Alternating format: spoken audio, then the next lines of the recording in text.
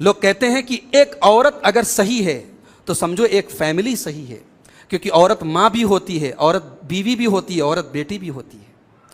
अगर एक औरत नेक है उसके बच्चे भी नेक होंगे, उसका शौहर भी, अपने शौहर की भी इस्लाह कर लेगी, वो अपने घर की भी इस्लाह कर लेगी। अगर औरत गड़बड़ है तो अच्छे खासे घर को खराब कर देगी। तो मेरी माओ बहनों, आपकी इस्लाह होना बहुत ज़रूरी है। और मैं आपसे ज़्यादा कुछ नहीं कहूँगा, मेरी तकरीर औरतों के ऊपर नहीं है, लेकिन 4 काम आप कर लें इंशाअल्लाह आप जन्नती हो जाएंगी। मर्दों को तो बहुत कुछ करना है, औरत को सिर्फ 4 काम कर ले वो जन्नती है। चलिए वो हदीस आपको सुना देता हूँ। औरत 4 काम कर ले जन्नती है।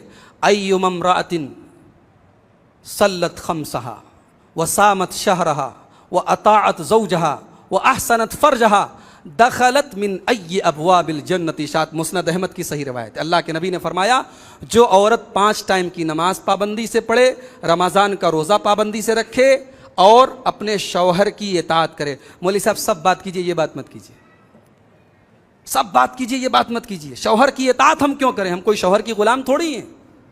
शरीयत आपको शौहर का गुलाम नहीं बना रही है, मगर घर के अंदर डिसिप्लिन तभी होगा जब कोई घर का हेड होगा, और घर का हेड अल्लाह ताला ने मर्द को बनाया है। अगर औरत मर्द को हेड नहीं मानेगी, घर नहीं चल पाएगा। तो शौहर की इताअत करे और अपनी आबरू की हिफाजत करे। ये 4 काम जो औरत कर ले, अल्लाह के नबी ने ये नहीं कहा वो जन्नत में जाएगी, कहा वो जन्नत के जिस दरवाजे से चाहे जन्नत में जा सकती।